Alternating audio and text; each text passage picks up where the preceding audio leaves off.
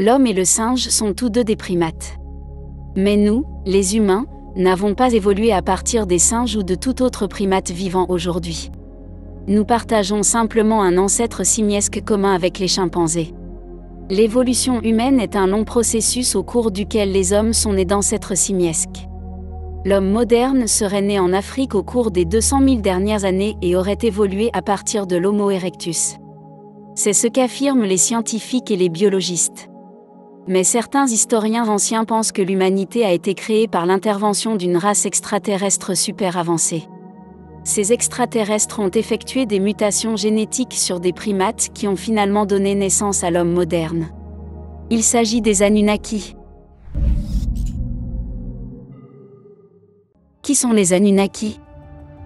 Les Anunnaki sont un groupe de dieux vénérés par les Sumériens, les Akkadiens, les Assyriens et les Babyloniens.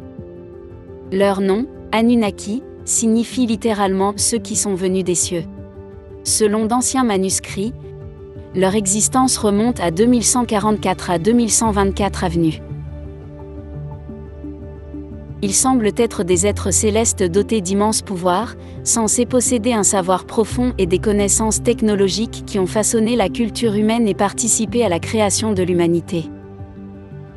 Bien que les Anunnaki soient mentionnés dans de nombreux textes littéraires, il existe peu de preuves de leur existence. Cela est principalement dû au fait que chaque membre des Anunnaki fait l'objet d'un culte particulier, distinct des autres. On leur attribuait des pouvoirs extraordinaires et on pensait souvent qu'ils avaient une énorme présence physique, avec une taille allant jusqu'à 12 pieds. Selon les Sumériens, chaque divinité majeure était considérée comme la gardienne d'une ville spécifique, obligée de protéger le bien-être de cette ville. La divinité était censée résider en permanence dans le temple de la ville en question. Un texte suggère que seul cet Anunnaki restait dans le monde souterrain et servait de juge. À l'époque de la Babylonie antique, une nouvelle série de divinités connues sous le nom d'Igigi a été introduite. Cependant, le lien entre les Anunnaki et les Igigi n'est pas très clair.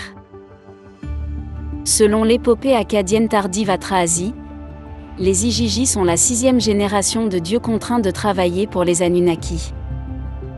D'où et pourquoi les Anunnaki sont-ils venus ici? Selon les anciens textes sumériens, une planète appelée Nibiru se trouve à l'extrémité de notre système solaire. Elle entre dans une orbite proche de la Terre une fois tous les 3600 ans. Nibiru est la planète d'origine des Anunnaki.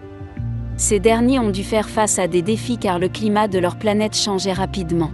Incapables de produire de la nourriture en raison des difficultés climatiques, ils se sont tournés vers des technologies avancées pour survivre. Ces pratiques nécessitaient l'utilisation de l'alchimie et de la magie noire, nécessitant de grandes quantités d'or, qui présentent des propriétés purificatrices en plus de posséder la capacité d'absorber les radiations cosmiques. L'or étant un minerai rare sur Nibiru, les Anunnaki ont utilisé leur technologie avancée pour envoyer des expéditions sur d'autres planètes à la recherche du métal jaune. Après une longue recherche, ils sont arrivés sur Terre il y a près de 445 000 ans. À cette époque, à part quelques animaux, il n'y avait pratiquement pas de vie sur Terre. Les Anunnaki s'installèrent en Mésopotamie, région de l'Irak actuel, et construisirent une belle cité appelée Eridu. Dans les limites de la ville, ils construisirent un jardin appelé Éden. Pour creuser les réserves d'or, ils ont fait venir une autre race extraterrestre appelée Igigi. Les Igigi ont été forcés de travailler et d'exécuter les ordres des Anunnaki. Au bout de quelques années, les Igigi décidèrent de se rebeller contre les Anunnaki, ce qui donna lieu à la toute première guerre sur Terre. Les Igigi furent vaincus à plate couture. Après la guerre, les Anunnaki se rendirent compte qu'ils avaient besoin de quelqu'un de plus inoffensif que les Igigi pour effectuer leur travail laborieux. Les Anunnaki combinèrent leur ADN avec celui des ancêtres des êtres humains, créant ainsi une race très intelligente mais soumise. Cette expérience ne fut pas couronnée de succès au début, mais bientôt, ils virent naître le tout premier être humain. Peu à peu, la tribu de ce que nous appelons aujourd'hui les êtres humains s'est agrandie. Au fil du temps, les humains ont appris à vivre et à progresser selon les Anunnaki. Après quelques millénaires, la planète Nibiru atteignit à nouveau une orbite proche de la Terre. Mais le champ gravitationnel de Nibiru était si fort qu'il a commencé à causer des problèmes sur Terre, comme la hausse des températures, qui a provoqué la fonte des glaciers, et des calamités comme des tempêtes, des inondations, etc. Après la destruction de leur cité, les Anunnaki sont partis pour leur planète Nibiru. Mais avant de partir, ils ont transmis aux humains des connaissances en matière d'architecture, de mathématiques, de musique et d'écriture. On sait peu de choses sur les descendants directs des Anunnaki, malgré de nombreuses affirmations, on manque de preuves substantielles. Le culte des Anunnaki a été partagé par de nombreux Mésopotamiens et comporte de nombreuses références scientifiques et astronomiques. La manière dont les humains ont acquis des connaissances reste l'un des plus grands mystères de l'humanité. Nous ne savons pas si les Anunnaki reviendront un jour sur Terre, mais une chose est sûre, ils étaient largement supérieurs aux ancêtres de l'homme et les ont aidés à se développer et à évoluer jusqu'à aujourd'hui. Pensez-vous que la légende des Anunnaki soit réelle ?